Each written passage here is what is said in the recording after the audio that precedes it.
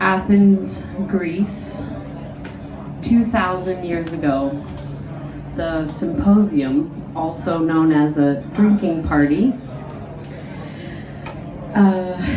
by Aristophanes. So settle in for the story of Plato's other half. Okay, here we go. First, you must learn what human nature was in the beginning and what has happened to it since. Because long ago, our nature was not what it is now, but very different. There were three kinds of human beings, that's my first point. Not two, as there are now, male and female. In addition to these, there was a third, a combination of these two. Its name survives, though its kind itself has vanished. At that time, you see, the word androgynous really meant something. A form made up of male and female elements, though now there's nothing but the word, and that's used as an insult.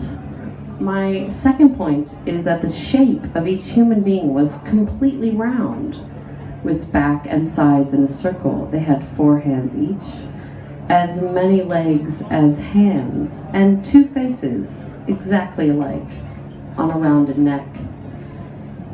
Between the 2 faces, which were on opposite sides, was 1 head with 4 ears.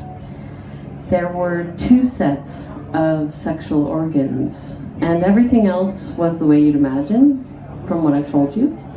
They walked upright, as we do now, whatever direction they wanted, and whenever they set out to run fast, they thrust out their 8 limbs, the ones they had then, and they spun rapidly, the way gymnasts do, cartwheels, by bringing their legs around straight.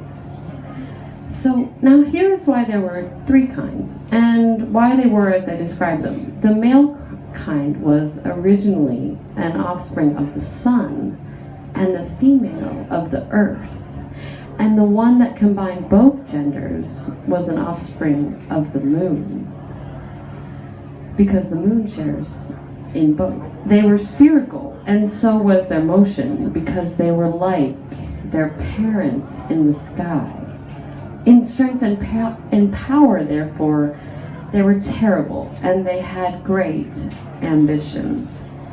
They made an attempt on the gods, and Homer's story about Ephaltus and Otis was originally about them. How they tried to make an ascent to heaven as to attack the gods. Then Zeus and the other gods met in council to discuss what to do, and they were sorely perplexed. They couldn't wipe out the human race with thunderbolts and kill them off as they had the giants, because that would wipe out the worship they received and the sacrifices we humans give them. On the other hand, they couldn't let them run riot. At last, after great effort, Zeus had an idea. I think I have a plan that would allow human beings to exist and stop their misbehaving. They will give up being wicked when they lose their strength. So I shall cut each of them in 2. At one stroke, they will lose their strength, and they will also become more profitable to us, owing to the increase in their number. They shall walk upright on 2 legs, but if I find they still run riot and they do not keep the peace, he said, I will cut them in 2 again, and they will have to make their way on 1 leg, hopping. So saying, he cut the human beings in 2, the way people cut sorb apples before they dry them, or the way they cut eggs with hairs. And as he cut each one, he commanded Apollo to turn its face and have its neck toward the wound, so that each person would see that he had been cut and keep better order. Then Zeus commanded Apollo to heal the rest of the wound, and Apollo did turn the face around, and he drew the skin from all sides over what is now called the stomach. And there he made 1 mouth, as in a pouch, a drawstring and fastened it at the center of the stomach. This is now called the navel.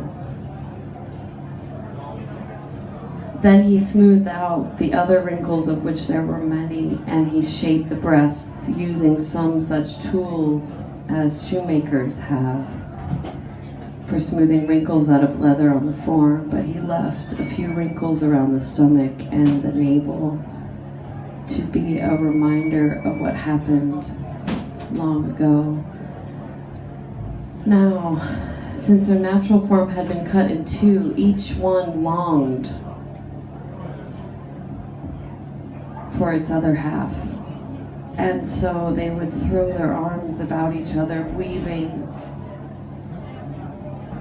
themselves together, wanting to grow together.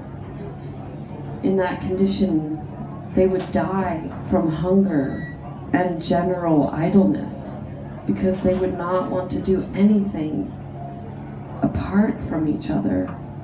Whenever one of the halves died and one was left, the one that was left sought another and wove itself together with that.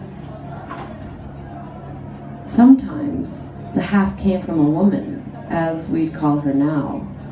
Sometimes it came from a man. Either way, they kept on dying. Then, however, Zeus took pity on them, and he came up with another plan. He moved their genitals around to the front. Before then, you see, they used to have their genitals on the outside, like their faces, and cast seed and made children, not in one another, but in the ground, like cicadas. So Zeus brought about this relocation of genitals, and in doing so, he invented interior reproduction by the man in the woman. The purpose of this was so that when a man embraced a woman, he would cast his seed and they would have children, but when a male embraced a male, they would at least have the satisfaction of intercourse, after which they could stop embracing, return to their jobs, and look after other needs in life. This, then, is the source of our desire to love each other. Love is born into every human being. It calls back the halves of our original nature together. It tries to make one out of two and heal the wound of human nature. Each of us then is a matching half of a human whole because each was sliced like a fish, two out of one. And each of us is always seeking the half that matches him. That's why a man who is split from a double sword, which used to be called androgynous, runs after women. Many lecherous men have come from this class, and so do the lecherous women who run after men. Women who are split from a woman, however, pay no attention to men. They are oriented toward women. And lesbians come from this class. People who are split from a male are male-oriented, while they are boys because they are chips off the male block. They love men and enjoy they enjoy lying with men and being embraced by men, and those are the best of boys and lads because they are the most manly in their nature. Of course, some say such boys are shameless, but they're lying. It's not because they have no shame and such boys do this. You see, because they are bold and brave and masculine, and they tend to cherish what is like themselves. Do you want me to prove it? Look. These are the only kinds of boys who grow up to be real men in politics. When they're grown men, they are lovers of young men. They naturally pay no attention to marriage or babies, except insofar as required by local custom. Hang in there. We're getting there, okay? They, however, are quite satisfied to live their lives with one another unmarried. In every other way, then, this sort of man grows up as a lover of young men, a lover of love, always rejoicing in his own kind. And so, when a person meets the half of his very own, whatever his orientation, whether it's young men or not, then something wonderful happens. The two are struck from their senses by love, by a sense of belonging to one another and by desire. And they don't want to be separated from one another, not even for a moment. These are the people who finish out our lives together and still cannot say what it is they want from one another. No one would think it is the intimacy of sex, that mere sex is the reason each lover takes so great and deep a joy in being with the other. It's obvious that the soul of every lover longs for something else. His soul cannot say what it is, but like an oracle, it has a sense of what it wants. And like an oracle, it hides behind a riddle. Suppose two lovers are lying together and Hephaestus stands over them with his mending tools, asking, what is it you human beings really want from each other? And suppose they're perplexed, confused, and he asks them again, is this your heart's desire, then, for the two of you to become parts of the same whole, near as can be, and never to separate day or night? Because if that's your desire, I'd like to weld you together and join you into something that is naturally whole, so that the two of you are made into one. Then the two of you would share one life as long as you lived, because you would be one being.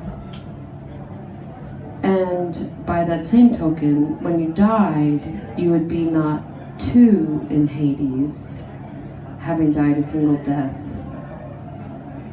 Look at your love and see if this is what you desire. Look at your love and see if this is what you would desire. Wouldn't this be all the good fortune you could want? Surely you could see that no one who receives such an offer would turn it down. No one would find anything else that he wanted. Instead, everyone would think he'd found out at last what he'd always wanted, to come together and melt together with the one he loves, so that one person emerged from two. Last line. Why should this be so? It's because, as I said, we used to complete holes in our original nature, and now love is the name for our pursuit of wholeness, for our desire to be complete. Thank you very much.